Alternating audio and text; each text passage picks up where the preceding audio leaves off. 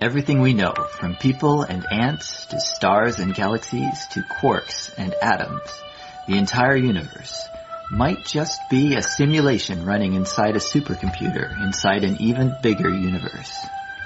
Ancient philosophers said that the universe is a dream that we're waiting to wake up from. In this dream world of the imagination, anything is possible.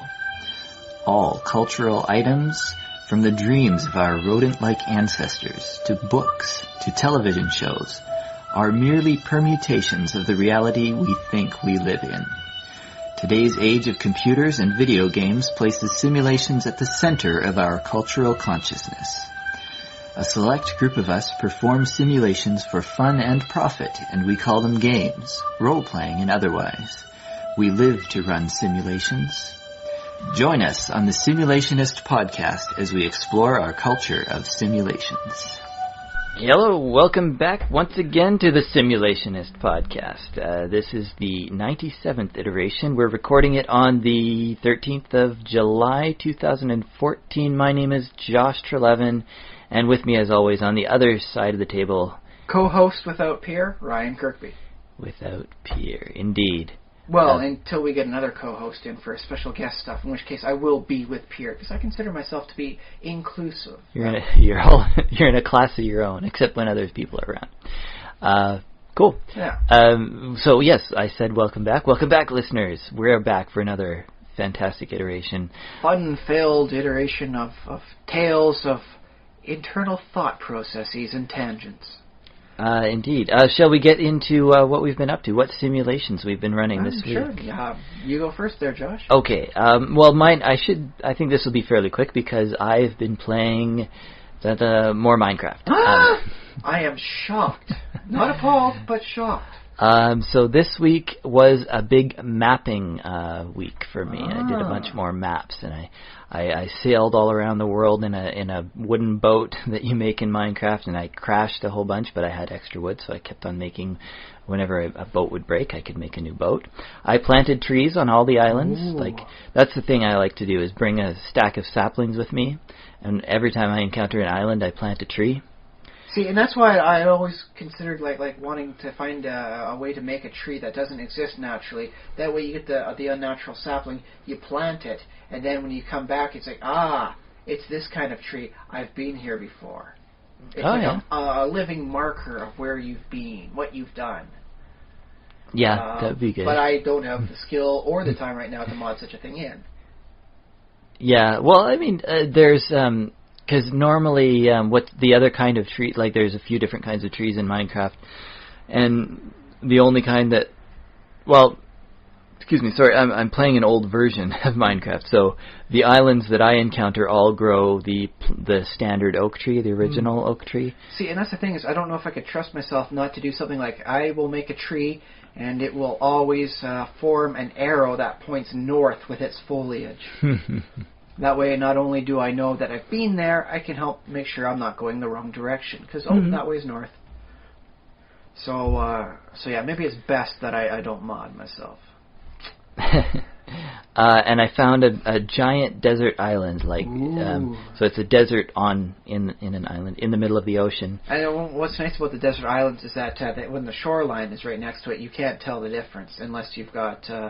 the whole thing telling you exactly which biome you're in for every square. Yeah, and I on my main world there my main single player world, I refuse to press F3 for the coordinates and biomes and everything like that. That's a rule I have for. I have to do reason. that with my place when I'm designing up the multiple levels. Is exactly how I just don't want to ruin the time and the effort it takes for me to build that next level just right.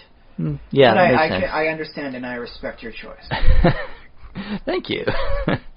And I think that basically covers my week in simulations. The week went by really fast, so it has been a rather quick week. I'll second that. Yeah. So I guess we'll move on to what you've been up to. Two major things for me this week. One is I've continued my dissection of 5th edition through the free for everyone to download and peruse PDF that Wizards of the Coast has up. Found out a couple interesting points that really caught my eye as I've been slowly going through. One, elves mature at the same rate as humans.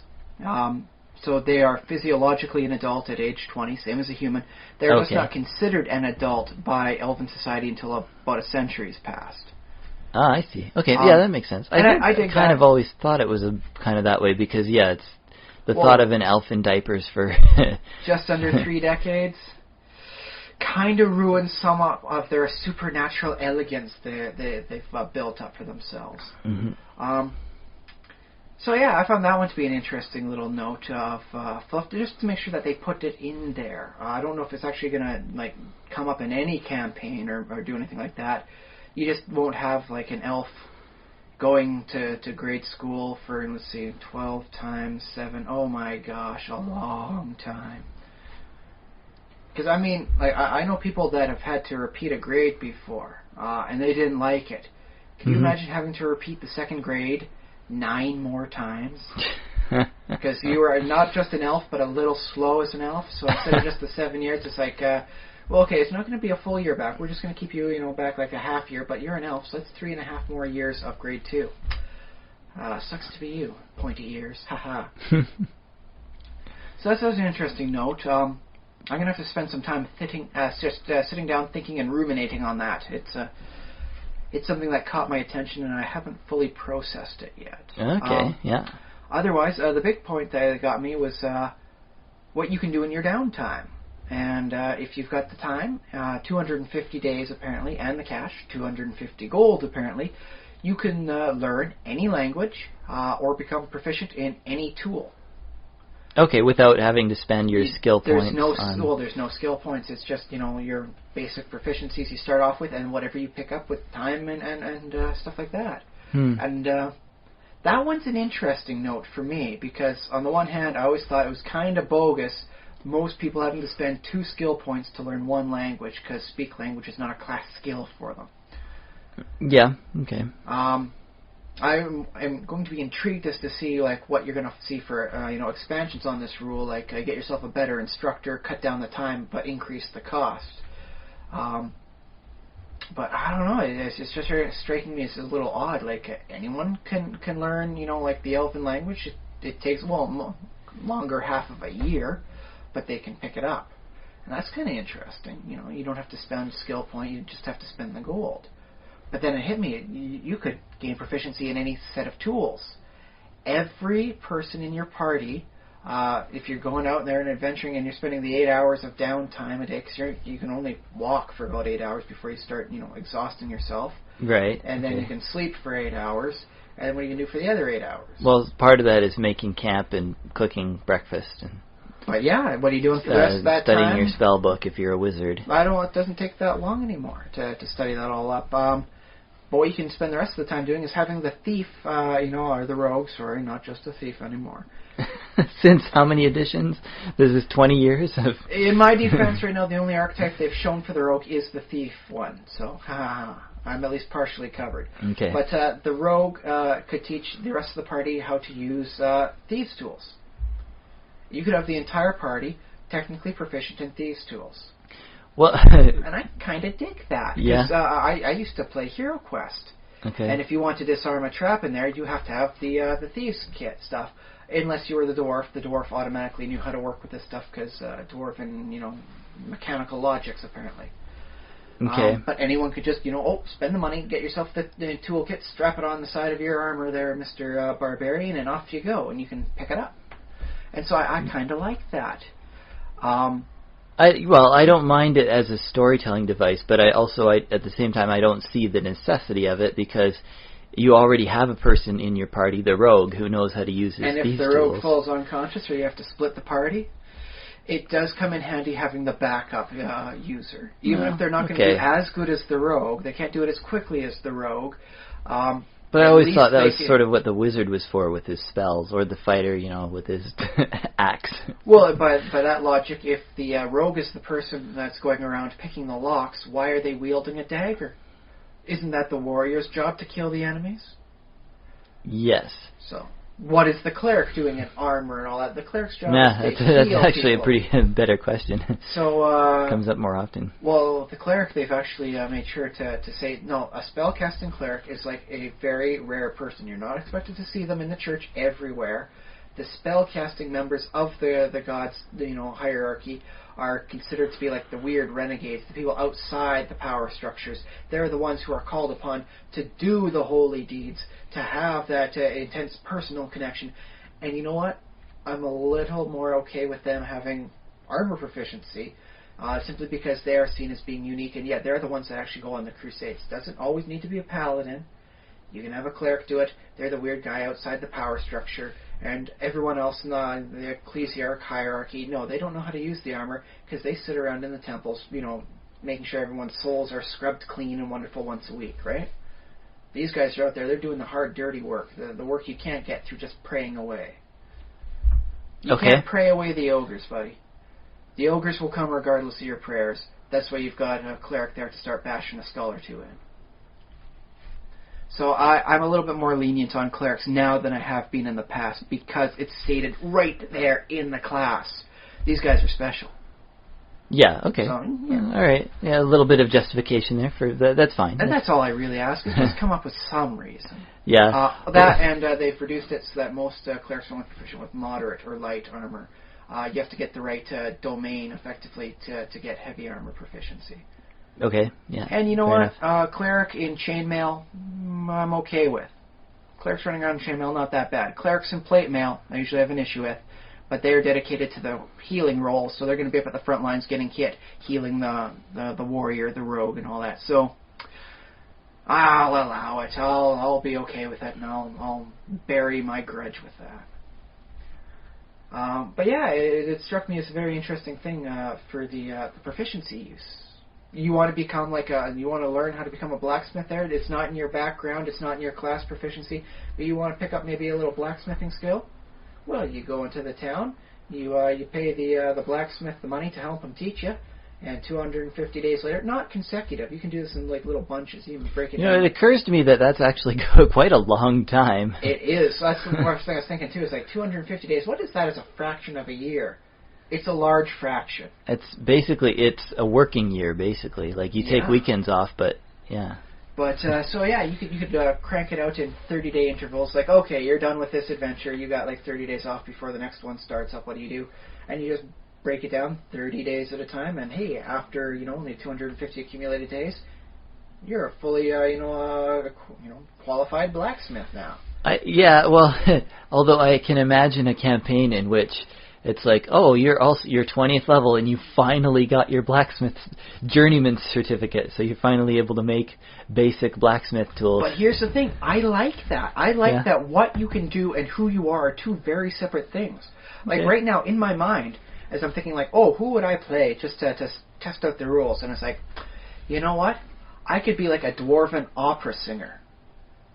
And it's he goes around and he adventures to, help he the best, songs to sing, as he writes his own, operatic scores and all that. And he goes on, he's basically Pavarotti, but 2 feet shorter.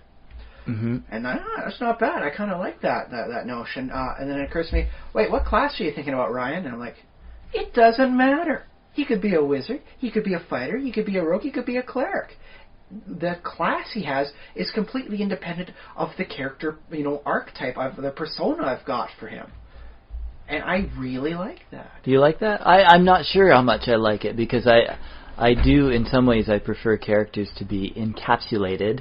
Although, that's restrictive, so I'd like there to be an option for players to break out of it. Well, I like the fact that you could take Sage as your background, and you don't have to be a spellcaster to be a Sage. Right. Because your intellectual proficiencies are not completely determined by your class anymore. So you want to be a sage, you don't have to be, a frail wizard. You could be a fighter. It's I go into the dangerous, most difficult spots on the planet. I do a couple charcoal rubbings. I kill a couple goblins. I come back out with the knowledge. Why am I proficient in all types of armor and weapons?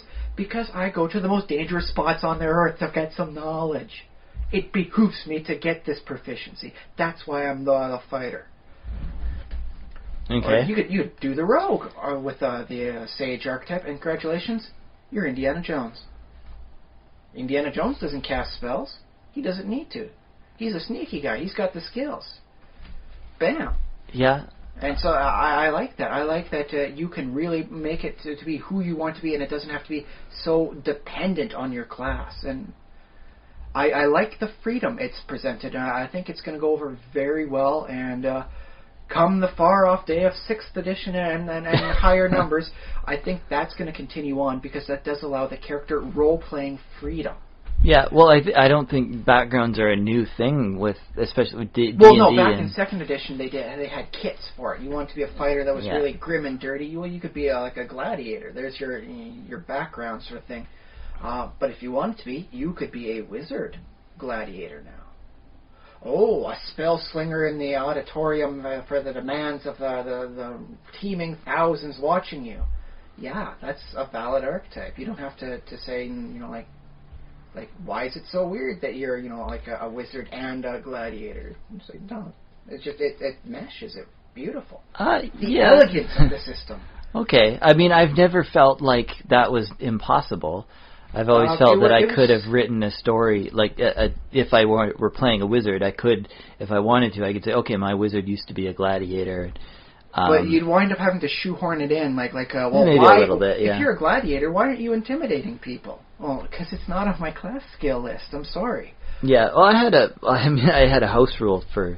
I guess that's the thing is, and with one floating, there was is a very popular thing is that you drop craft as your class skill back in 3rd edition because everyone had that, and instead you choose one skill that is no matter what you take for other levels is considered always class for you then. Yeah. And that worked well, but you had to house rule it, and it had to be a little shoehorned in. This way now, no. Bam, it's there. I guess they have backgrounds written into it now, so that's all good. And so I'm digging it. I'm going back to my 2nd edition stuff now, and my complete book of, and I'm looking at stuff. I'm thinking, could this make a decent background? Could I expand this to all classes? Does it have to be, like only for the Book of Dwarves, only for the Book of Elves? Could I make this work for everyone? And a lot of them seems like, seems like it's almost fairly easily portable. They did a good job at it. So congratulations, WotC, Wizards of the Coast. Yeah. One of the reasons why they do like specific, like dwarf specific, like they make some backgrounds for dwarves, is because somebody has a campaign somewhere where they're like, okay, I need to really flesh out my dwarven kingdom, so we're going to add some archetypes, and we're going to make a rich, involved storyline with these dwarves. And if you apply it to the entire world, it's a little bit more, it's diluted.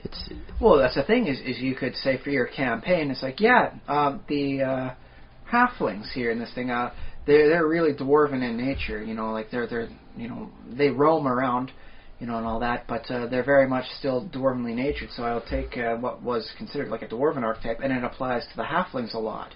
And then it's like, oh, that's an interesting amount of flavor. Anyone can still wind up being it for their background, but it's much more associated now with halflings instead of the dwarves. Very interesting. Yeah. So I guess with the halflings, instead of being seen as proper metalsmiths, they'd be more like tinkers in this case. Because the traditional old tinker who comes around, fixes everyone's holes in their pots and pans, which is, by the way, where you get the phrase "I don't give a damn." It doesn't mean damnation.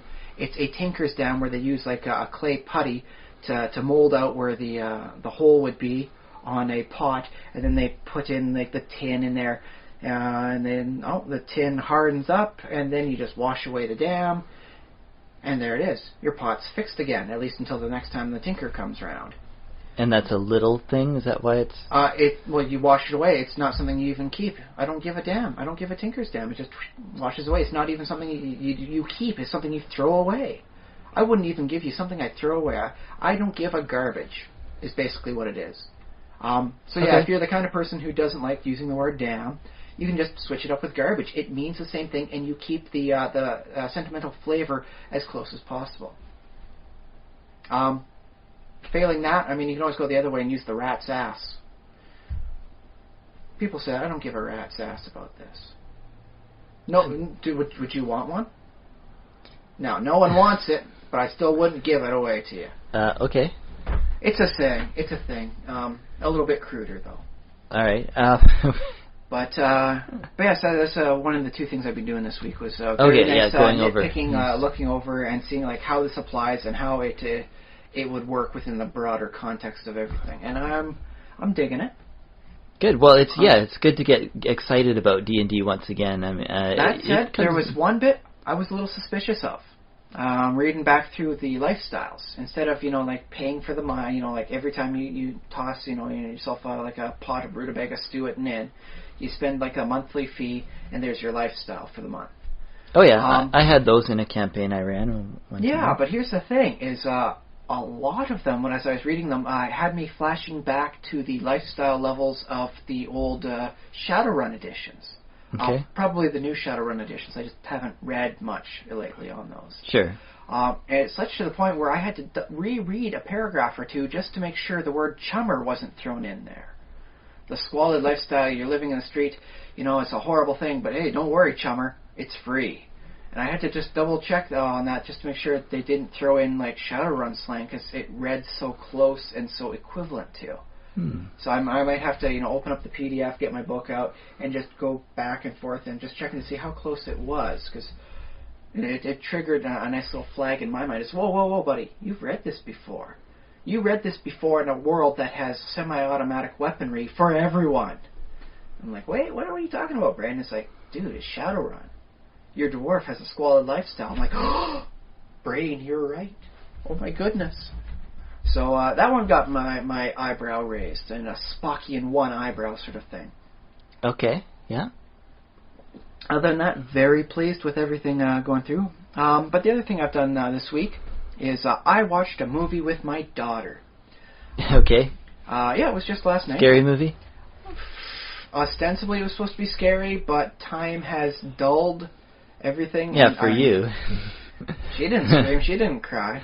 Okay. But it was the original 1954s, I believe. The Creature from the Black Lagoon. Okay. A classic from the stable of Universal Horrors. And she watched it, and whenever that was on, she'd sit down on the couch and she'd be watching. Commercial comes on, she runs around, blows off a little energy. Oh, show comes back on, she sits down, she's watching. She's staring. I take a little bit, I look over there. Yeah, her eyes are glancing back and forth as the thing, back and forth as the people are talking. She's watching. She's not just sitting in front of the TV. She's watching it. And so that was kind of nice, being able to sit down and, as a family and all watch a movie together. One of these might be her earliest memory. Like, she's probably at the age where she may retain a memory. Just a little memory of for the rest of her life. What was that? It was black and white. And there was a guy who looked like he had like some sort of weird helmet thing going on, and he was all kind of like had like stripes across him. It's like, oh, that's the Gill Man. That was the interlocking plates on his body armor. But yeah, she might still be too young. But you never know. I mean, people do sometimes. Yeah. You hear stories about that. But long story short, I loved the movie. It was okay. It was a very solid movie. And as I was watching it, I had thoughts pop in my head because, well, that's what they do. Okay. What are your thoughts? One, I think he could have stood to have been in like the Universal monster mashups they did later on. So they never used the creature in other movies? The Creature from the Black Lagoon had 3 movies. Each of them clinked into each other fairly well, as well as sequels ever go when you're making them up, like not like playing like a Christopher Nolan Batman trilogy thing, right? But not bad as far as things go.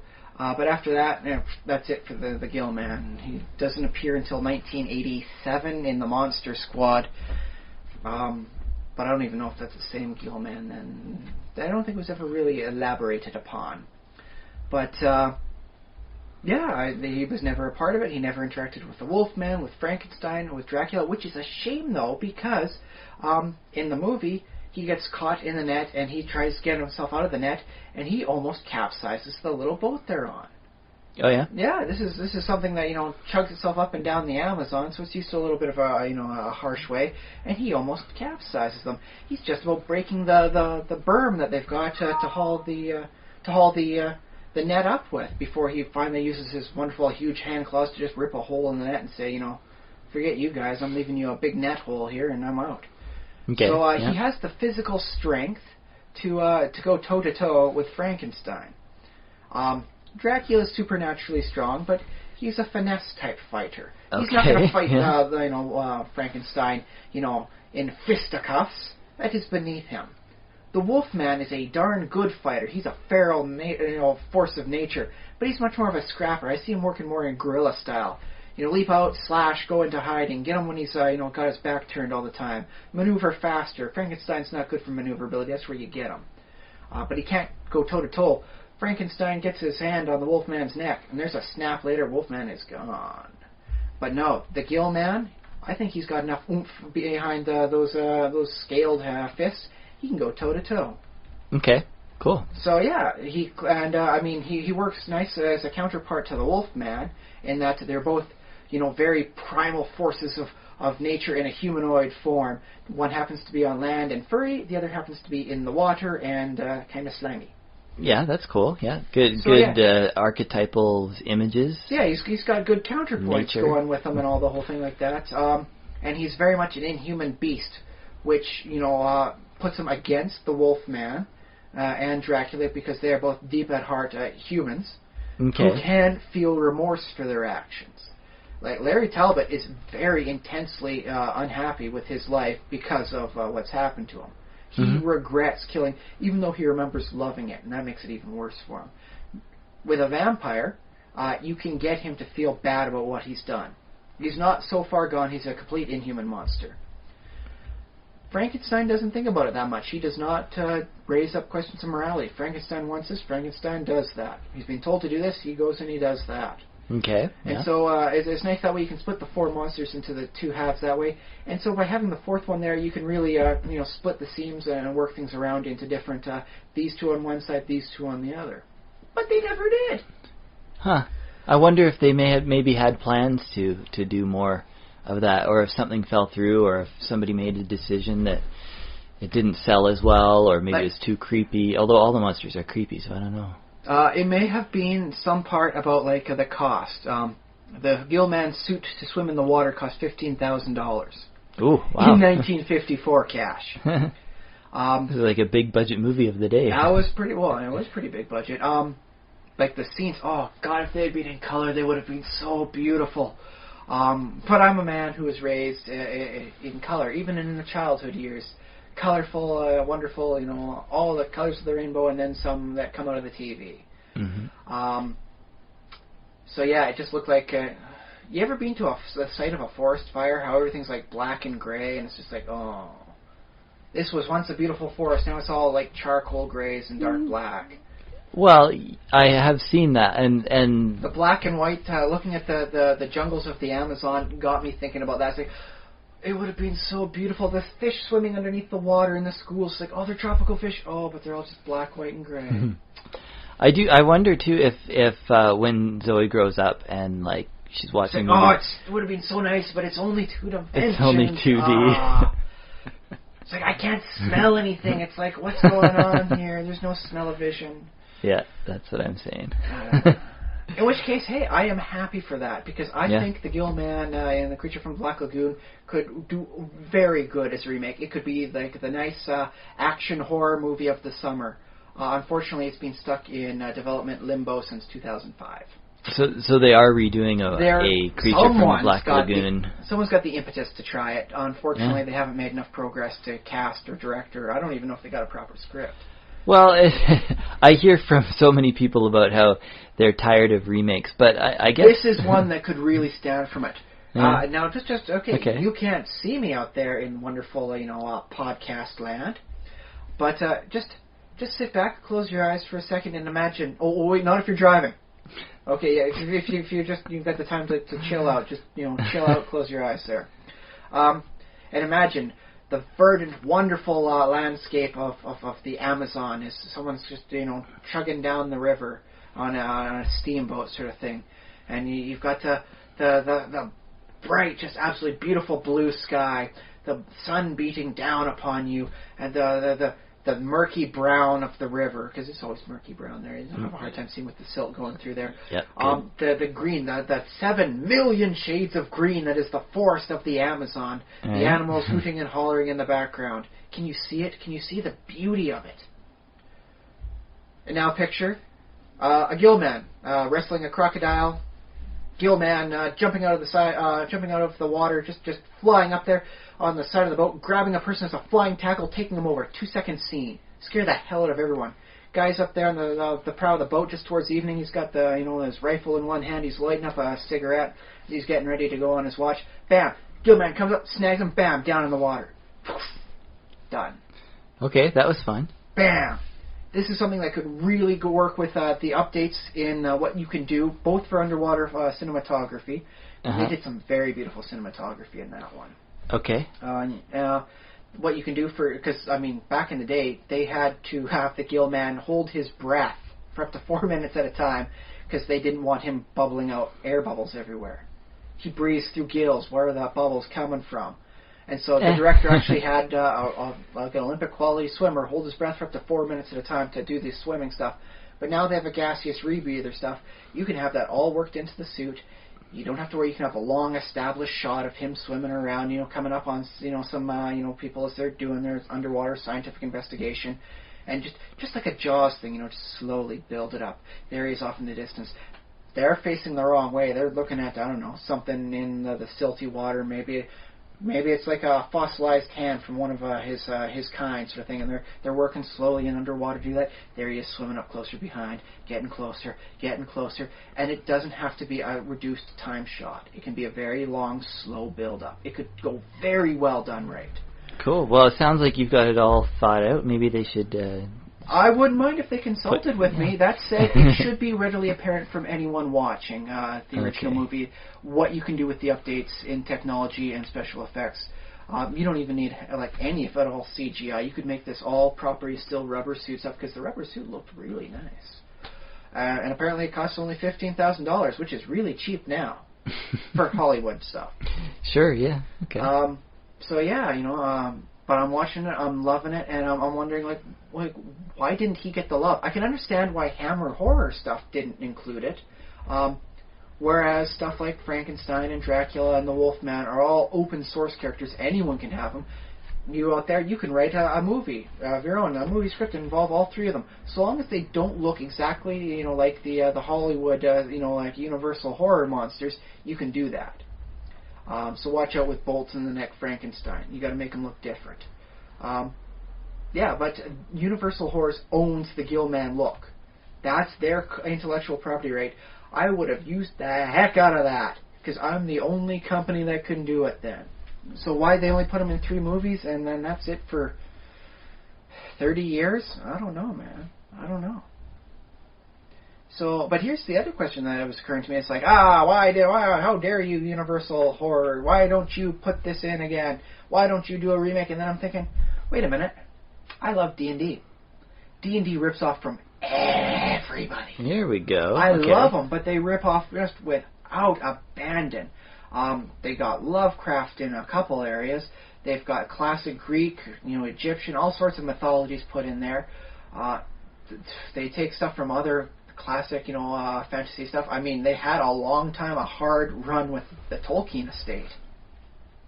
You can't call them, hobbits, and so that's why they have to call them halflings. And God forbid a halfling gets a hold of a ring that turns them invisible. That's a lawsuit just waiting to happen, apparently, for the longest time with the Tolkien estate. So yeah,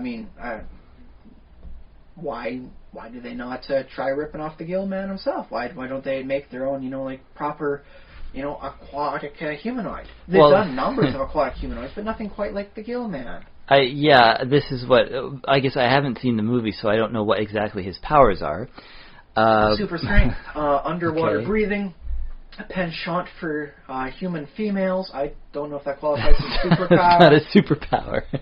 It's a creepy superpower. Otherwise he's a completely tragic, peaceful figure. That makes him get kind of weird. It takes him to some dark, creepy areas. Well, does he have human level intelligence? He's got some cunning. He managed to keep the people trapped in the lagoon by downing and putting a few trees to block their path out. So he has some sort of cunning and intelligence. He's able to figure out where to reach his hand in to start grabbing at a person. He knows which person to maul, only attack them when they're 1 or 2 at a piece. So at the absolute minimum, high-level animal cunning. Okay. I don't know if he could ever speak properly, but that might have been a physiological problem. if you have gills, and you don't really breathe all that often, like, why are you going to develop any sort of speaking set of, capacities? Well, yeah, like, I don't know, if he's developed from mammalians, he might have... He does have it was revealed in the third movie, he does have a dormant set of lungs should the gills ever become irreparably damaged, which they do in a fire. It was covered, don't worry. They actually thought this stuff through back then. Give them some credit. But it's fairly a dormant set of lungs. They really have to work to get those things back into proper full-time usage. So Gillman is actually kind of not a good name for him, or it's a misnomer, because he's not really a man. He's more like a creature. Well, he's an offshoot of humanity. Fossil record goes back to them, apparently with claws and webbed fingers, webbing between the fingers, back to the Devonian period. So it's a fairly far branch off. But he's clearly a hominid of some form. Aqueous sapien. Okay, well that's cool. Yeah, that's a cool idea. Yeah. Yeah. So I like the concept of it. I mean, for the longest time, in my mind, you want to have a creepy humanoid species in a jungle type setting. Got to be lizard folk. And don't get me wrong, I like lizard folk. They're nice. I mean, they're an interesting counterpoint to humanity. Humanity being always true neutral in the D&D stuff. Mm-hmm. So are the lizard folk. You don't like how the lizard folk are doing things? Well, it's true neutral. Why aren't the humans doing it more? Learn, contrast and compare the differences. Who's right, who's wrong on this side of neutral. Yeah. And so that was interesting for me, at least. But now I was just thinking, like, why don't you have some, like fully amphibious humanoids going on here? Like, well, with your wonderful underground grottos, a little bit of light coming in through like a hole up in the surface sort of thing that allows for that's like the iridescence. Like, have you seen some of the underwater on like the areas where like you go spelunking and when it's all covered in moisture? It's like the whole place is made out of like a diamond sheen to it. It's beautiful. Yeah. Which would update very well to the color sort of style. I'm just saying out there, if you're in Hollywood. Oh yeah. Sets alone would be so beautiful. Remaking the movie again. Yes, yeah. Yeah, well, I mean, D&D does have... I don't know, like, why you couldn't just adapt... There are... I think there's a thing called a scum or a scoom. I think it's pronounced scum. Scum. Or we could take a lesson from the mules in Scume? Well, that's the thing is in originally back in 2nd edition Dark Sun, if you had a half-dwarf, he was called a mule.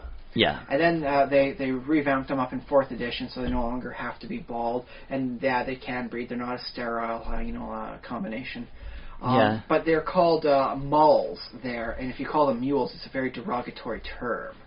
So we can say that for the scum, that's a derogatory term. They prefer to be called scoom.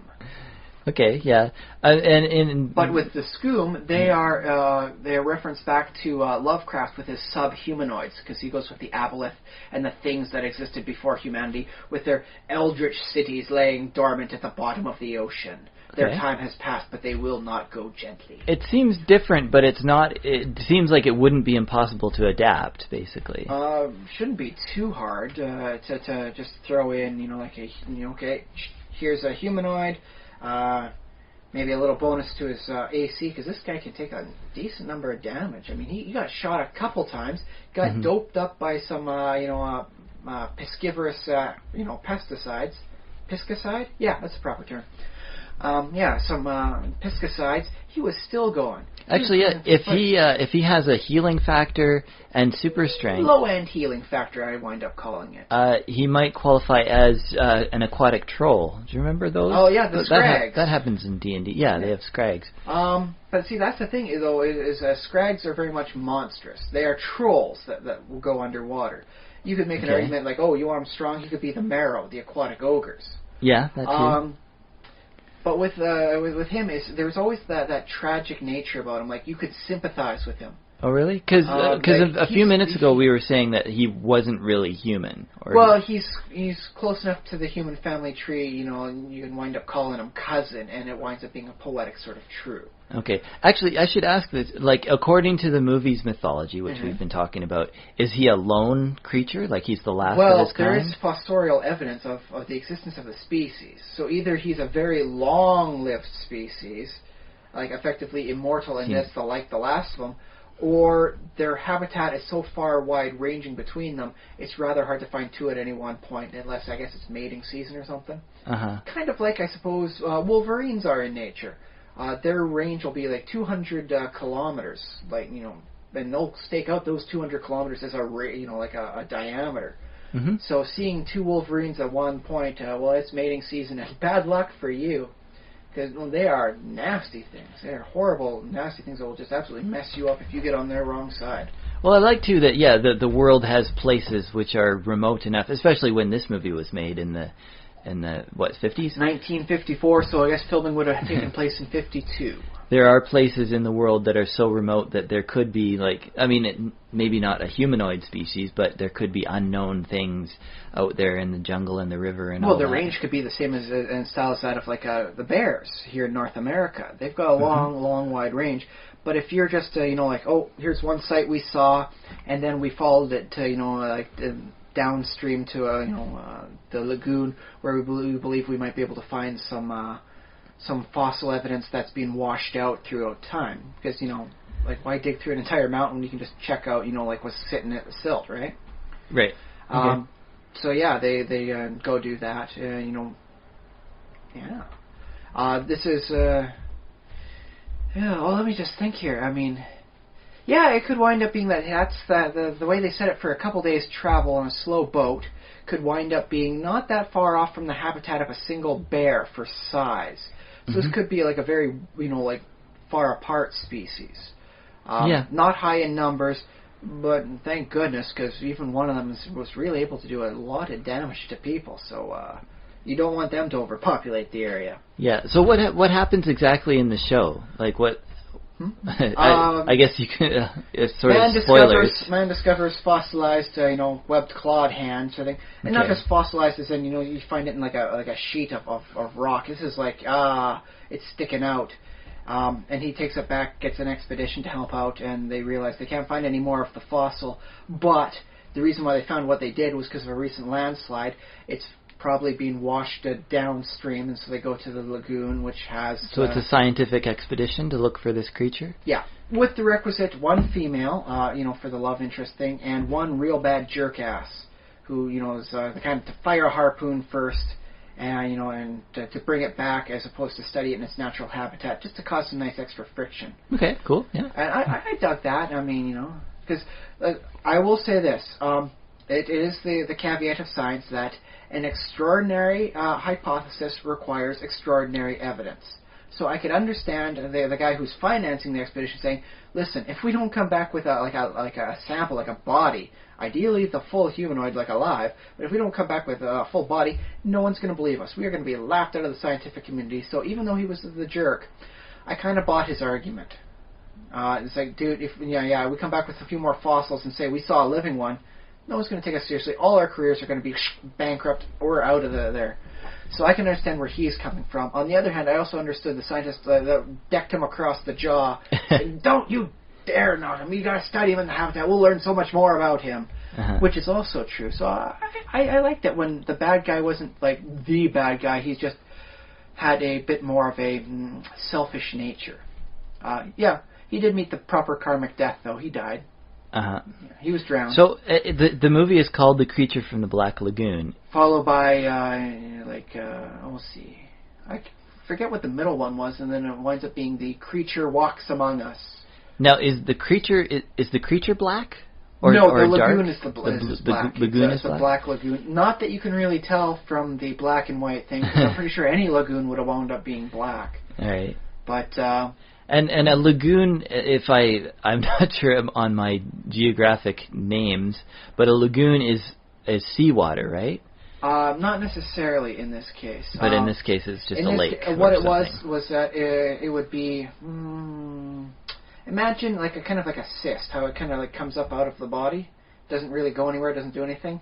The lagoon is like when you get a body of water that goes off of a stream, sort of thing.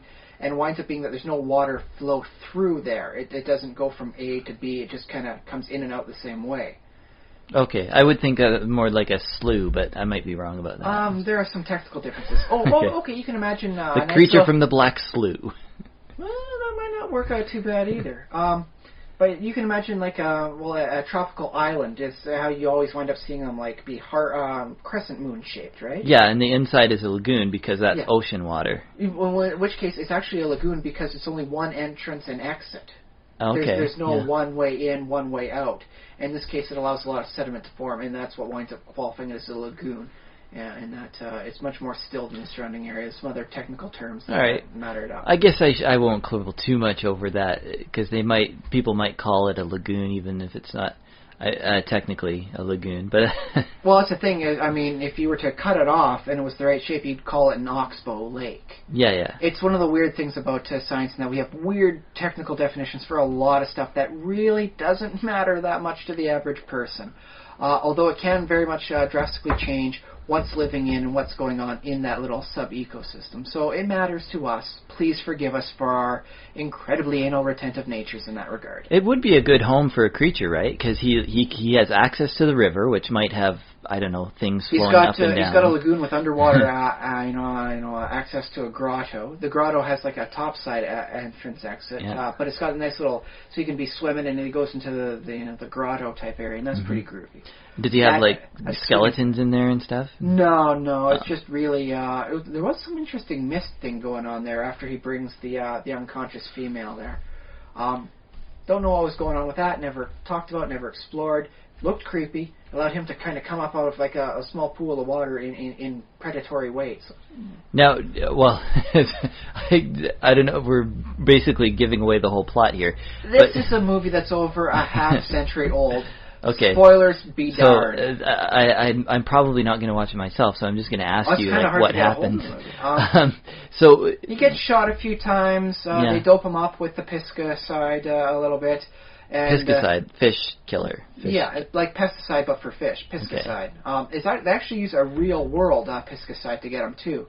Apparently, the guy who was running the ship says, no, you just sprinkle this stuff on the water and the fish wind up falling unconscious, then you just scoop them up. And that's why I do fishing sometimes when I'm lazy. Mm-hmm. And they got enough, they can do some tablets to really drop it deep because he's like a deep water swimmer and that gets it out there. And then later on, they mix it up in the water so they have like a little jet sort of like spray on. So they squirt him with it? And it gets right into the gills that much quicker as opposed to letting it dissolve slowly. Very nice ingenuity that way. Okay. And now, does he steal, he kidnaps the lady? Towards the end. Party? He does a lot of throat choking, neck snapping, face clawing. And he's not eating her. He's got her as like a captive or something like that. Not for very long. But he doesn't actively go out of the way to hurt her, which he seems to be doing with everyone else. So he clearly seems to want her around. Okay. Won't go into details why. It wasn't elaborated upon, and I don't want to think about that. So, whatever. Okay, well, we'll leave that as an exercise for our listeners who can write us at thesimulationist@gmail.com. Yeah, I mean, I don't want to see it in the movie, but if you got fan fiction based on the Gilman, come on, I'll give that a shot. I'll give it a read. Very good.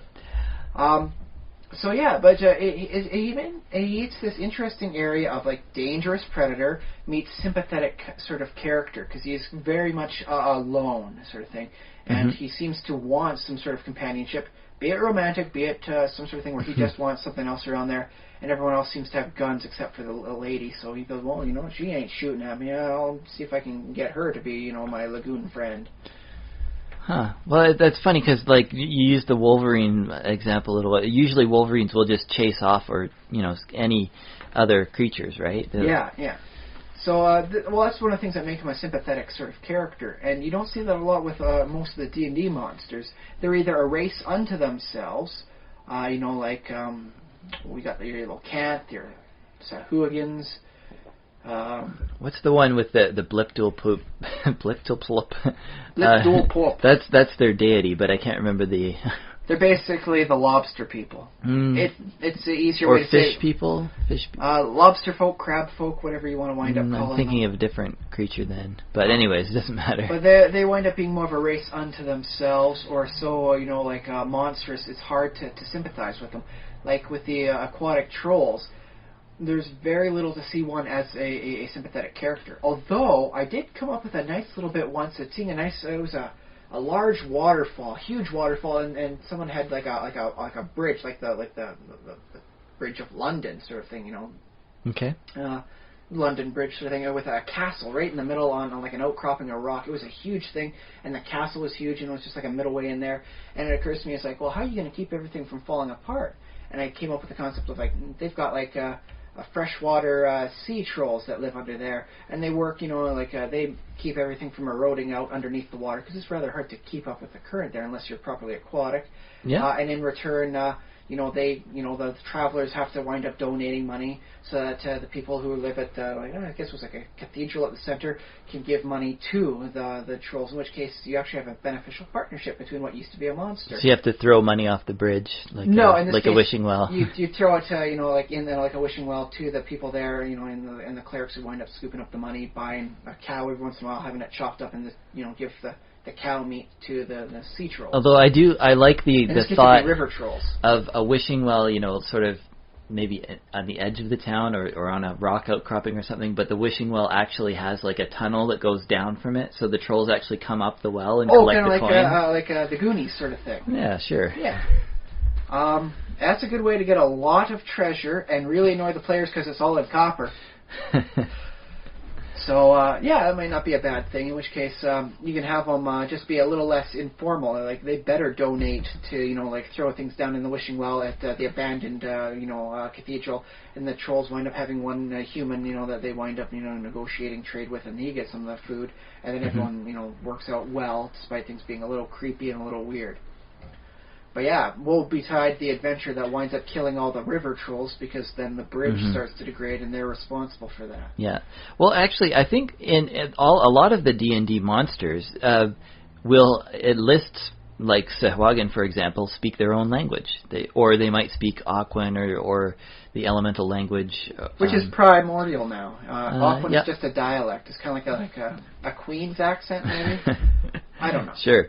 But D&D seems to actually let you, if you really wanted to, as a DM, or if a player decided, I want to learn how to speak Aquan, if they want to spend their 250 days. And 250 gold pieces. They could converse with a shark man and learn the language of the sea. Find out, why are you attacking the ships? And they're like, dude, you are fishing all our food away. We are hungry. We're stealing your salted pork. Yeah. We just happen to kill a person every once in a while because they come at us with weapons. Yeah, and you could do a whole diplomatic thing. Yeah, you could take a very interestingly different style as opposed to the hack and slash campaign. And that is actually one of the things I like about 5th edition is that because it's not so hard. It's not like this huge obstacle. Like you have to gain a level to potentially speak a new language. You just need a little time. You could have effectively your diplomancer style. Yep. Where you just learn to speak with everyone and you talk things through. Okay, sure, it's not as fun for the warrior who's built up, 15 levels in hacking and slashing, but at least it's a viable alternative, and more viable now than it's ever been. But no, the Gillman, wasn't any real inclination that he understood English to any degree. In the 3 movies, because I have seen them all, although out of sequence. The next 2 weeks I'll wind up watching them in proper sequence, and my mind will get much more solidified as to the Gillman mythos. Okay, yeah. They do manage to at least train him basically as to yes and no through electroshock. Great. Yeah, that goes about as well as you can imagine. A person with super strength, animal cunning, and a very recently bad disposition. Yeah. It ends poorly for everybody. Was this? Do you know if this was a book before it was a movie? Or? I don't believe so. I believe they just, some guy went up to the executives and said, "Hey, imagine the beautiful scenery. Imagine a lady in a swimsuit showing all her legs." Because, this is like the 1950s. A lady showing all her legs. That's scandalous. Well, I can imagine a lot of leg. Apparently her legs for this actress were went all the way up? They went all the way up, and they were insured for something like, I think, was it $25,000 for the pair of them? So if something was to happen to her legs, she'd have gotten $25,000, which is pretty good money. Did they film it in South America too? Or? I don't believe so. They probably just went to Florida and Maybe filmed Florida. it. Went with some stock footage stuff. Well, things can eat you in Florida, so. Yeah, but it's a lot cheaper that way. You don't have to go all the way to South America. No, I was just thinking, what could possibly happen to her legs? Could a piranha come and bite off her legs or something? It wasn't insured just for the movie. She just had them insured as general principle. She was a lady known for her wonderful legs. She was an actress. That said, I don't know. The legs were nice. She was a beautiful lady. It just wasn't. It didn't have me drooling. the swimsuit was nice, and it showed the form wonderful. It didn't get me, salacious. Is she still alive? Do you know? Yes, actually. There was because I watched it with Svengoolie. One of the pictures he had was with her last Halloween. So she might be listening to this podcast. Maybe. In which case, you're beautiful. You're still a vibrant lady in your age. I'm sorry, but you just can't compare to my wife's legs. My wife's got the best legs ever, and I don't have to exaggerate to say that. I'm sorry, but okay. Well, that was well done there, Ryan. Yeah. That got me a couple extra years of marriage. All right. But it was a very iconic thing. Apparently, it was also filmed partially for 3D. The fish swimming around in the tropical stuff. That looks even better in 3D, even if it is in black and white 3D. Yeah, I can imagine. Yeah. And you know what? If you're from Hollywood and you're listening, 3D is still big now. You could do it and say, oh yeah, we made sure it was in 3D because we wanted to properly keep in touch with our roots. We weren't doing it just to charge you an extra $5 a person. This was legitimate to maintain the proper nature of the creature from the Black Lagoon style. Mm-hmm. So, hey, any excuse to get away with 3D, I'm willing to accept because most people are just doing it because we think it looks better and we charge you 50% more. Hooray! Mm-hmm. I don't dig that. But yeah, and there was a scene apparently where she's swimming and she goes to decide to swim on her back that had people making sure this was not put on TV for a number of years because it was too hot for TV. Mm-hmm. Oh my, she's swimming and her top is coming up out of the water as opposed to swimming on her front where the back is coming up out of the water. Oh my. That's it. I guess I've been ruined by time. I'm a jaded person who's living in the future, where that just doesn't make me get all hot and sweaty. Sorry. Okay, well, maybe I will watch this movie after all. I don't know. Well, give it a shot. You could probably find it somewhere online. I mean, I know, Universal Studios likes to preserve its intellectual property, but I don't think this is one that's flying off the shelves that they have to, maintain, copyright protection so hard. This one, it feels to me like it's a classic. It is a very classic and a very well done classic. Okay. If you like good cinematography and you like aquatic shots, this thing is aquatic just shots, yeah. I hope they won awards just for their aquatic cinematography. It was very well done. That said, I don't see it being like a huge seller. They're not making a lot of money off of it. Maybe they have it on Netflix. Maybe they don't. I don't know. Okay, I'll check. Give it a shot. But to get back to the thing, there is I haven't found a humanoid species that seems to have both the dangerous nature and the sympathetic angle going to it. And I went back. I was searching through in fiction. You mean in D&D fiction? Oh, in D&D. Okay, yeah. And I'm looking through. I'm sure if you go online, you'll find fan fiction of like some sort of animal humanoid cross, and you can get some decent sympathy out of that one somehow. Mm-hmm. Anyone who knows their writing shop should be able to make that work somehow. But I'm looking through the D&D races. And I'm like, oh well, what about races? Of Destiny, where you got your humanoid type stuff. And they have like the Seakin, and it's like, they kind of got webbed hands, and they got like sharp, pointy teeth, and that's weird eyes. That's about it. It's like, you could have gone with a Gillman ripoff. Why'd you have to bring in these Seakin things? Why couldn't you make them less humanoid? So you're complaining that they didn't rip off something? Well, I think D&D is a wonderful, beautiful hodgepodge of everything. It is the ultimate mixing pot of fantasy. Yeah, but it's never direct. That's the thing. Like you were talking about with Tolkien, they take, they borrow, but they have to keep it more than 25% different to avoid legal copyright infringement. So I don't know how close you can actually get. I mean, obviously, in your home campaign, like I have no problem with throwing in a aquatic, monster and just saying, just a little template here. Just say to the players straight out, it's Gillman. It's just I'm stealing it, and it's a home campaign, so. Well, I suppose you could wind up changing the name. You could call them the mysterious swamp folk sort of thing, because they exist in the swamps and the bogs and the other areas of stagnant watery areas. Yeah. And boy, does that sound even creepier. I mean, the lizard folk can be pretty dangerous in a tropical setting. But now all of a sudden make them focus for like more watery-based stuff where, no, that wasn't seaweed that just brushed your leg as you're walking by. Da-da-da-da. And they're off everywhere. Oh my god, they're on all sides, they're clawing. Ah! Yeah? Yeah. Sounds fun. Yeah, good campaign. Especially if you're going with like a mock Conan style where you've got your like subhumanoids. They don't all have to wind up becoming like ape people when they lose civilization. If they're in a swampy area, they could become gill people. They could become like the fish folk sort of thing. You could make them as to be like, okay, now I'll say this. I dig superhero comics. I like them quite much. That said, I have a problem with Aquaman being the king of Atlantis for an aquatic humanoid species when everybody is just people that swim in the water and somehow magically breathe the water. Because humans are, we're fairly aerodynamic or hydrodynamic as ape type species go. We have a long way to go to get anywhere near the fish species for how well you can swim in the water.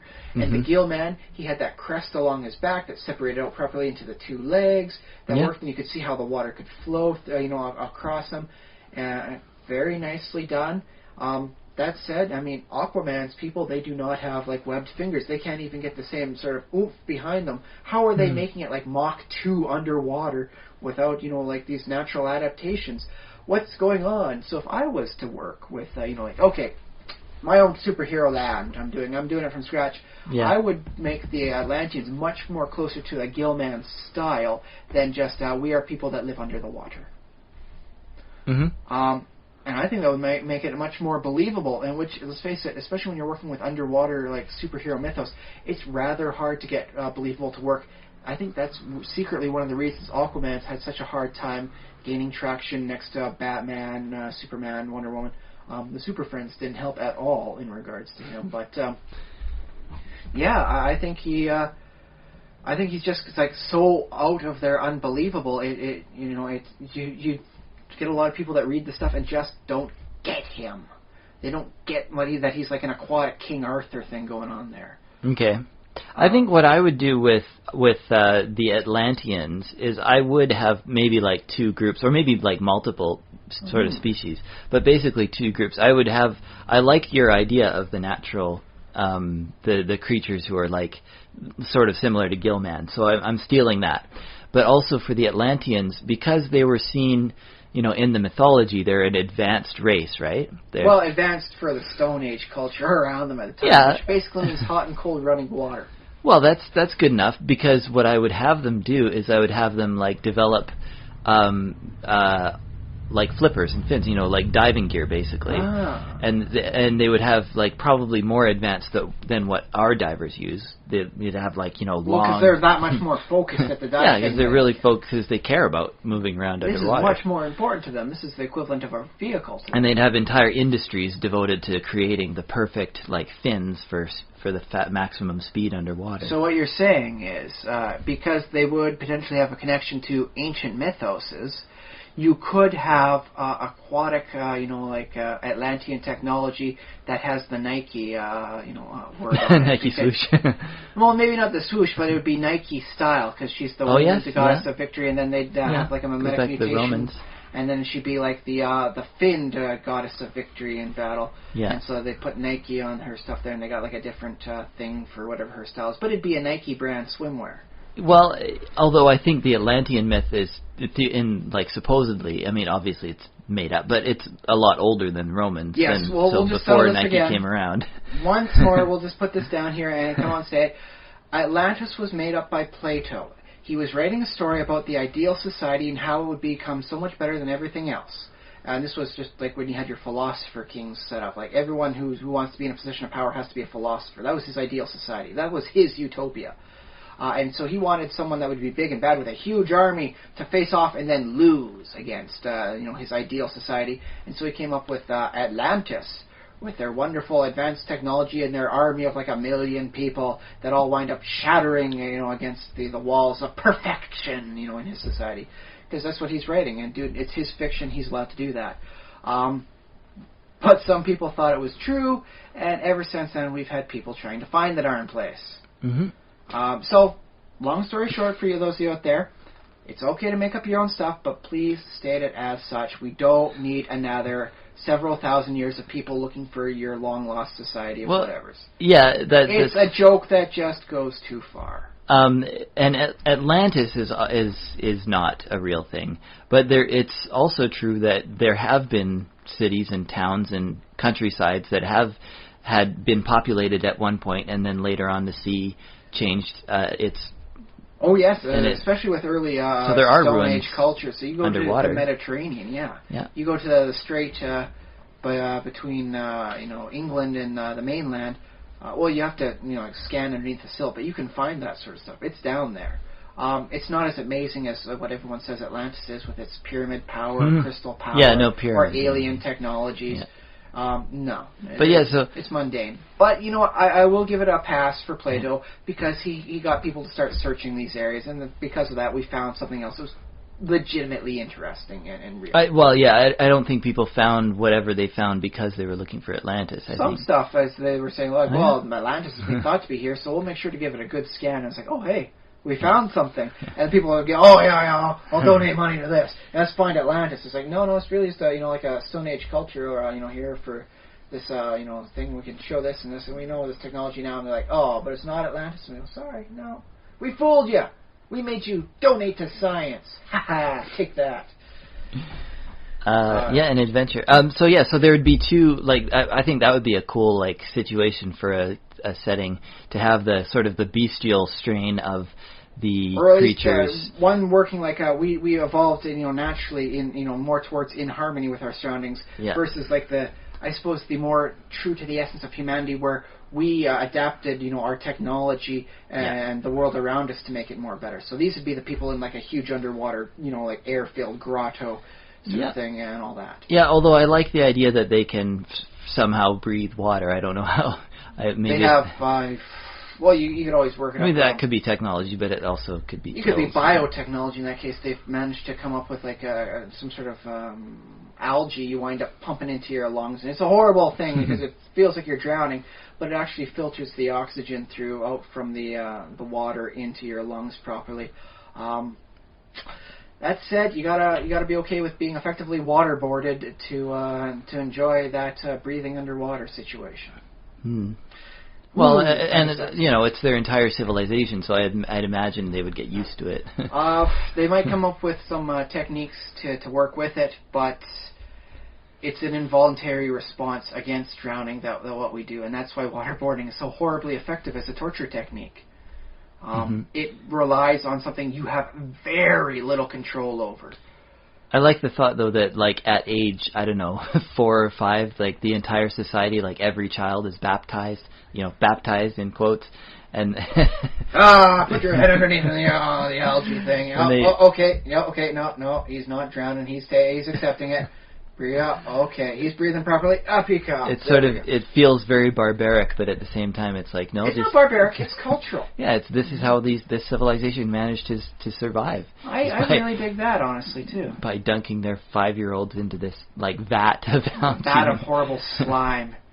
And the kids are that would make for an interesting scene for adventurers to come on. You got your Indiana Jones type guy going there. As you're writing your novel, and he's discovered what might be Atlantis sort of thing. And it's like, oh god, they're drowning their kids. No, kid comes up effectively just fine. Tears streaming down your eyes, because that's kind of nasty. Tears. Well, unless they immediately go off and start swimming, because that might happen. Yeah, in that case, it's like, okay, he's up, toss him in the water pool there. Let's make sure he knows how to swim and use it all properly to properly. Because let's face it, if you're doing Olympian level swimming stuff, you have to learn how to breathe properly while you're exercising. And so I imagine once you get the algae filled lungs, then it would wind up working the same sort of way. Yeah, well, I think the way gills work, I don't know, but you don't actually have to use muscles to get air past water past your gills. Depends on the gill type system. Some of them do have a little bit of a way to do that. Other bits like the shark do not. That's why the sharks have to keep swimming all the time, and that's why they never sleep, and that's why they're so cranky, and that's why they're so ready that's why they're always eating things. Yeah. Okay. So yeah. But they don't have this, we use muscle power to move the air in and out through negative pressure and all that. We could probably have a better system set up, but we evolved out of that a ways back. Okay, well that's cool to think about. Anyways. I kind of like what birds have instead. Okay. Whereas we just go into a single area. Our lungs are like a gaseous lagoon. It goes in and it goes out, and so the actual exchange of gases in there is much lower than what you'd get by, say, waving something through the air. Because, the air you breathe in doesn't get directly to the lungs automatically. It's impacted because there's already air in there. And so that is very inefficient as things go. Make of that what you will, but it's an inefficient breathing system. What birds have is it goes in and it splits off. And so the air will go into one lung, go over to the second lung, and then go out through the trachea again.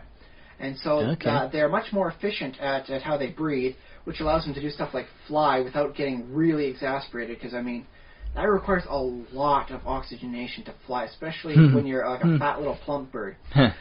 Downside to this means you are much more vulnerable to... Downside, I see. The birds down. Hey, get it? Yeah, it's a bit of an obscure pun, but you got it. The negative aspect of this system, though, is that you are much more vulnerable to poisonous gases. It gets into the lungs that much easier, gets into the bloodstream and kills you, and that's why we have a canary in the mine shaft. They are much, much more vulnerable to the lethal gases that can come out of the rock bed that you're digging up.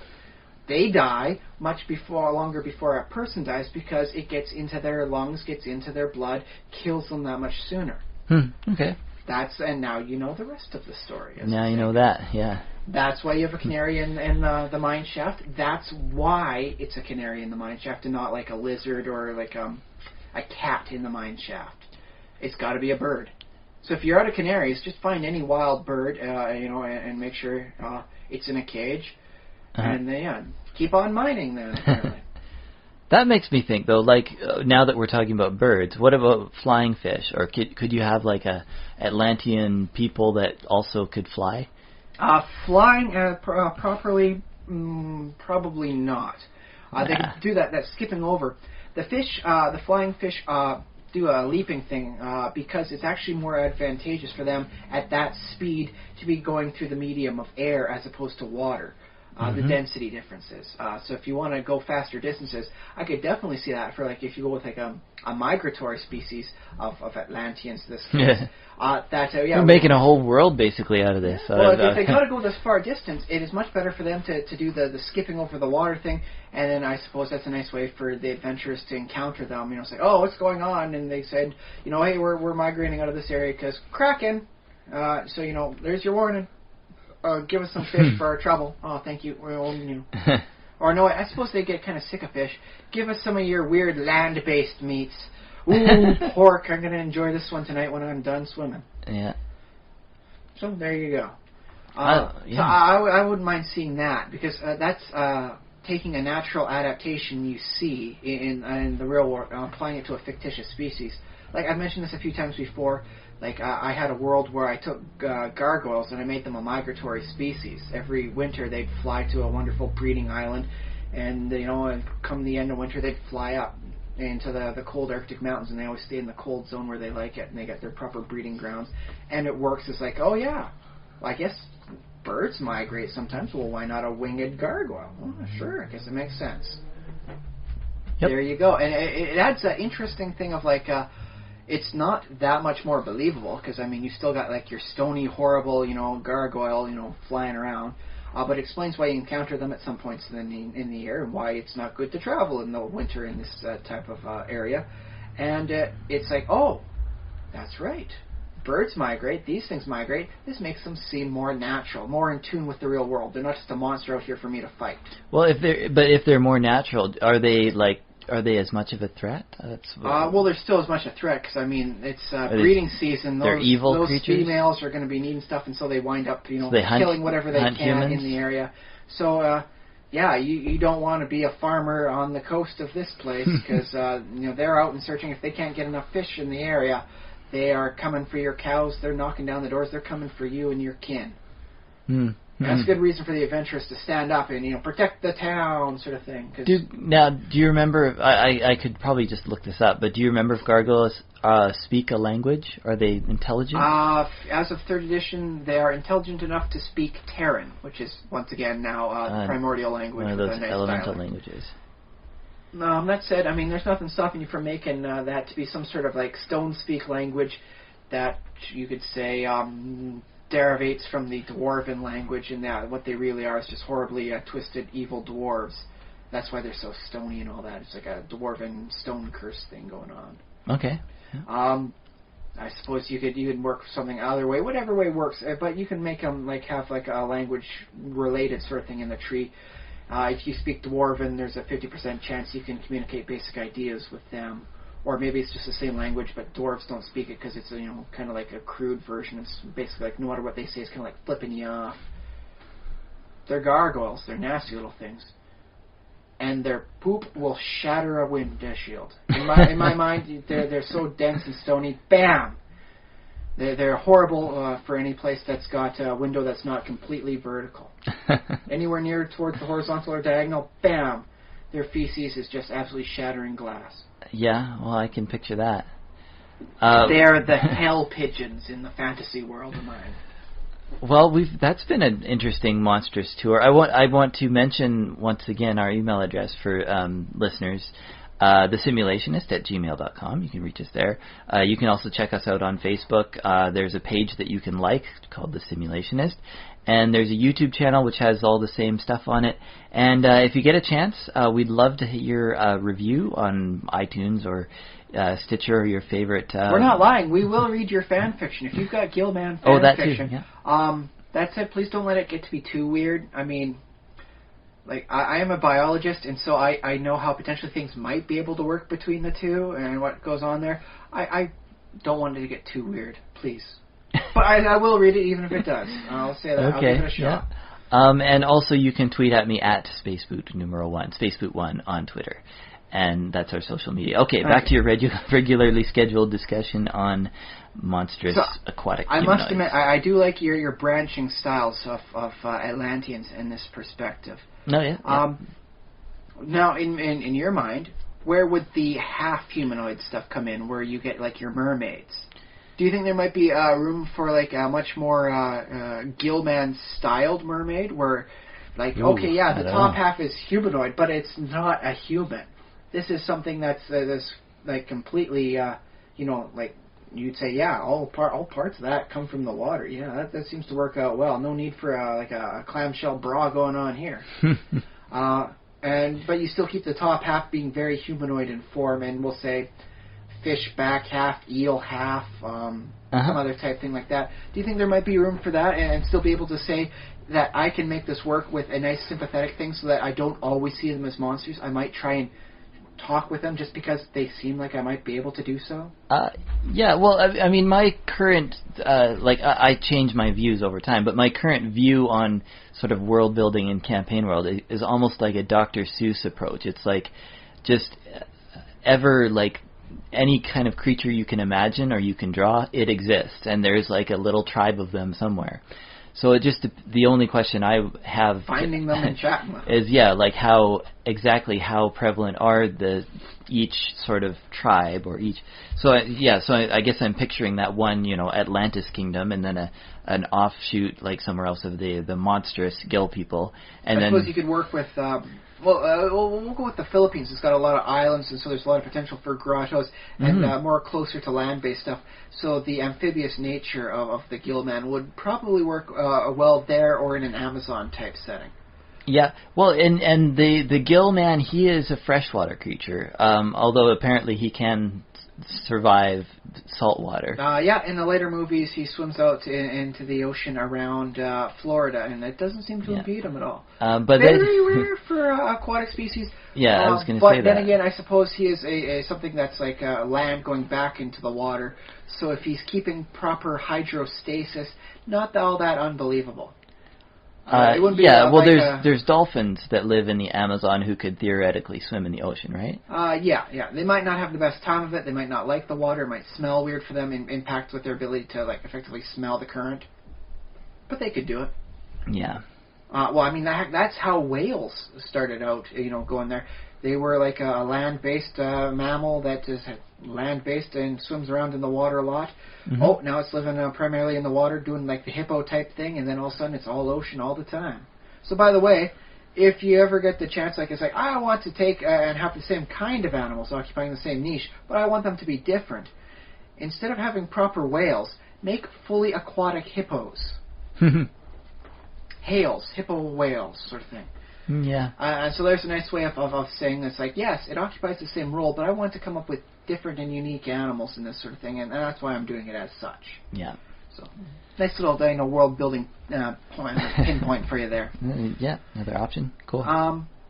So yeah, I mean, I kind of like this, but now, how much civilization do you think is required, or how much can you strip away? Because the Gill Man, the most civilization he had was a grotto lair. There wasn't any tool use going on there.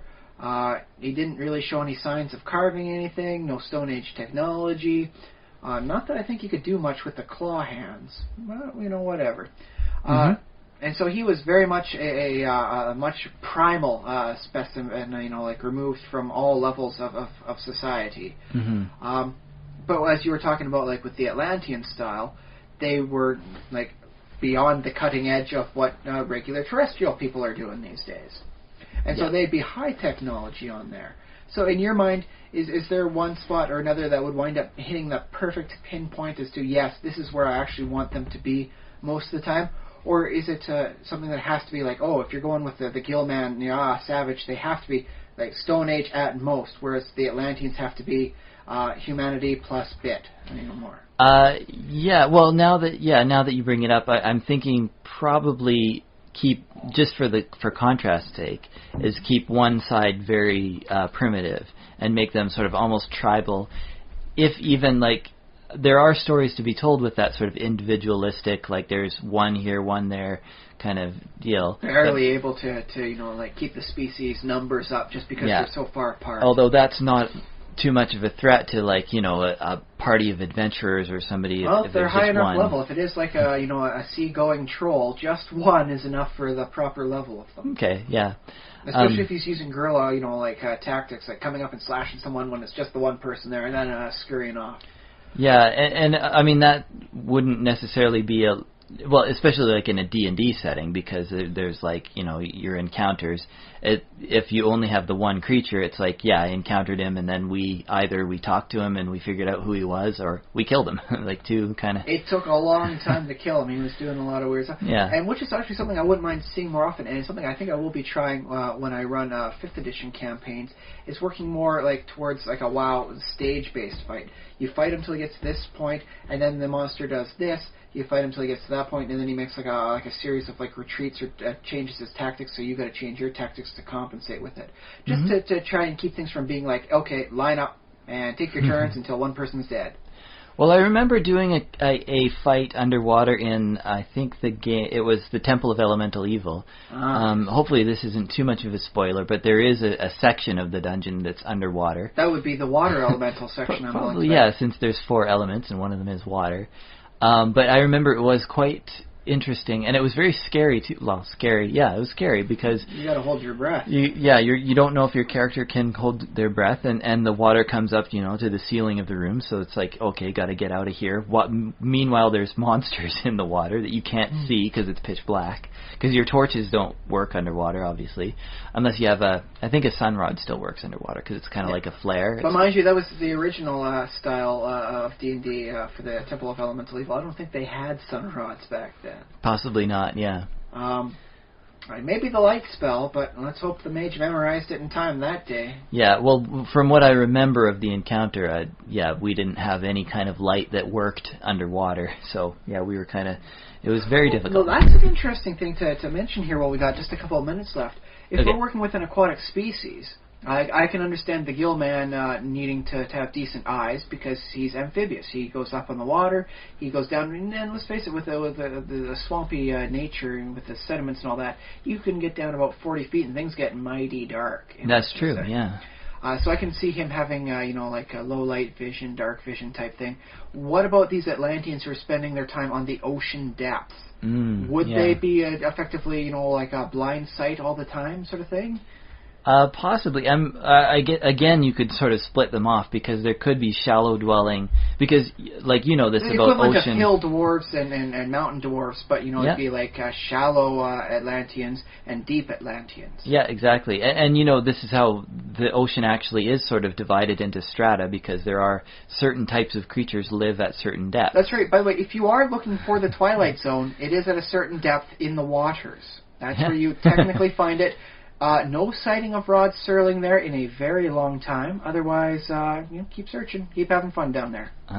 Yeah. So I could, but I suppose like we're talking about the deep Atlanteans then. Yeah, being the like ones at the bottom of the middle of the Atlantic Ocean. I wonder if would they be allied with the shallow Atlanteans, or they might have an uneasy trading party alliance sort of thing, maybe at best.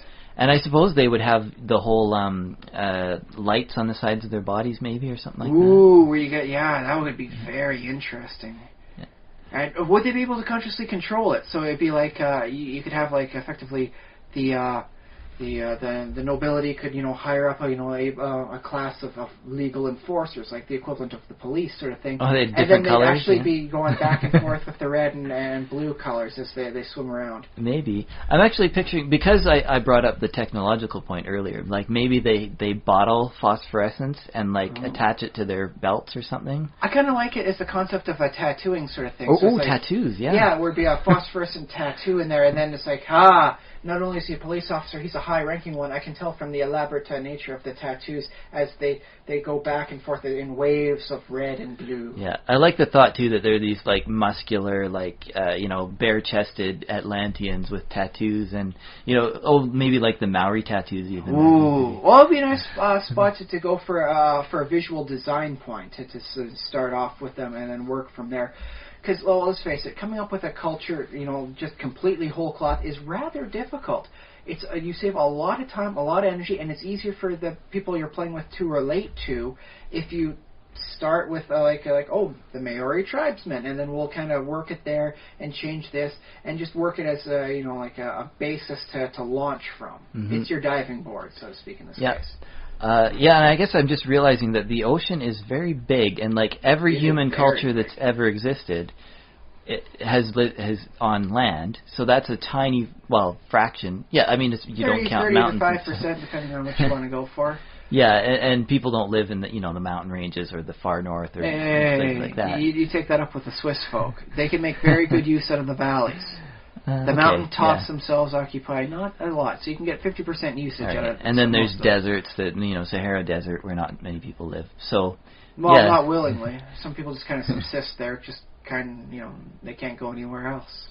So there's a lot of space for kind of aquatic civilizations and different ideas and different cultures to take hold and sort of live. Although I suppose, there's, because some can live in shallow waters, that's a limitation, and some would live in deep waters. Okay, let me put one last thing by you for a concept for these Atlanteans we've worked up here. Right. Now, instead of just proper shallow and then deep Atlanteans, what if there's the equivalent of the dwarves' Lonely Mountain, where you have just a volcanic island coming up from in the middle of the ocean sort of thing. So you got kind of like a green, it'd be kind of like Iceland, but farther down, closer. Well, like Hawaii. Well, that's more of a chain. We'll make it just one amalgamated Hawaiian island. Big island, okay. Yeah. Mega Hawaii. Where then you'd have, your aquatic, sort of amphibious type. You have your shallow, and then you could have your deep Atlanteans, and they're all work along a very close gradient. Or, alternatively, what if they utilize their mysterious Atlantean technology to build a tower that goes from the bottom of the ocean and maybe even deeper all the way up to the limits of their water and then up into the sky? Could be like a trading city, like all the different levels. It's so big and so ancient, you trade up and down the layers historically, and that's how the goods filter up and down. And so it would go up, even up to the high points of the sky where the winged elves on their cloud cities would trade. Oh, that's great. That'd make it almost like its own campaign. Just the tower. The tower, a few islands off on the side there, but that's the center of this little culture. It is the ancient tower of. It could be Atlantis. Yeah, the Atlantic Tower. Atlantic Tower. Yeah. Oh yeah. Does that sound cool enough to you? Does it sound cool? Yeah. Well, okay. In that case, we'll put a pin in that for an adventure campaign setting. Yeah, I think. Or at least part of one that because when it comes to a campaign setting, people are going to remember some things, and that's really what defines it. In my mind, when you tell me about Dragonlance, I see the islands of Mythos and Kothos where the Minotaurs live, and I see the city of Atlantis, with its ringed nature in there, and the one tower at the very center going up. And I see these things, and these come out to me. So the concept of a tower that goes from the depths of the ocean up to be a true skyscraper itself, that is something that people are going to wind up remembering. Oh, yeah, I remember that. That tower went for freaking ever. I like that. The vertical campaign setting. It's like you don't even need to describe sort of the rest of the world. You have an entire country's worth of adventures. And you forget the islands, man. It's just the one tower. But what you have for the humans there is you get like a water world type thing where they're all like living on flotational devices. Sure, yeah. So on the surface around the tower. Branches out from there, and they have to say, congratulations, you've been promoted to a high-end trading partner. You're allowed to come within a nautical mile of the tower. Yeah. In that case, all these little human type little nations would wind up being able to fight and vie for political dominance to get themselves closer to the good trading spot. You can actually lose and go to the outer edge where you can only trade. So it's got to go further to trade here and there, around there. And the trading partners are also poor because that's why they're on the outside too.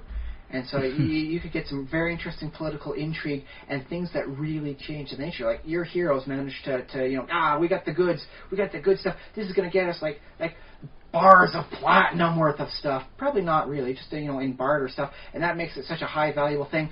Congratulations, the island nation you are a part of gets moved to the inner circle. Very cool. Yeah. I dig that. That's got a lot of style to it, and I am going to have to write this down so I can come back to it when I'm starting up 5th edition campaign. So I want to put that in there. It's there.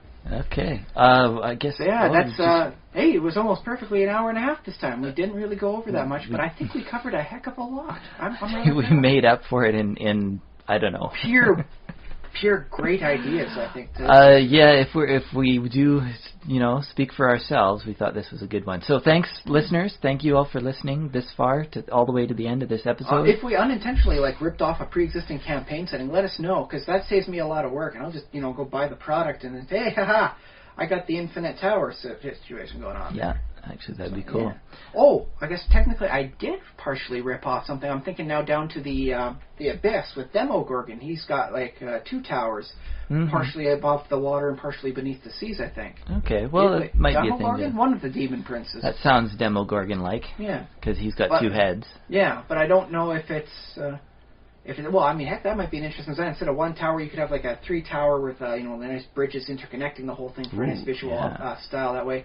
And that way it could wind up looking like those big radio antennas you see in real life. Yeah. And that way it's that actually does have a resemblance to a radio antenna. That's how it stays up so high and it works so well. That has verisimilitude. It seems real. I will buy your story. Cool. I accept the premise. Haha. Yeah. But, okay, there we go. If we have ripped it off, though, from somewhere, someone statted up the Tower of Demogorgon and how the fiendish trade stuff works up and down there, let me know. I want to read that. Yeah. Me too.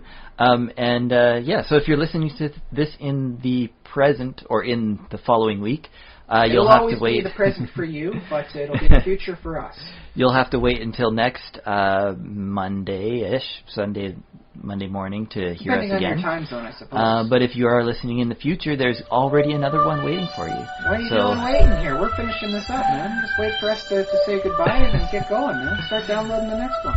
Okay. Cool. Take care out there. Yeah. I've been Josh Trelev. I've been Ryan Kirkby. And send money.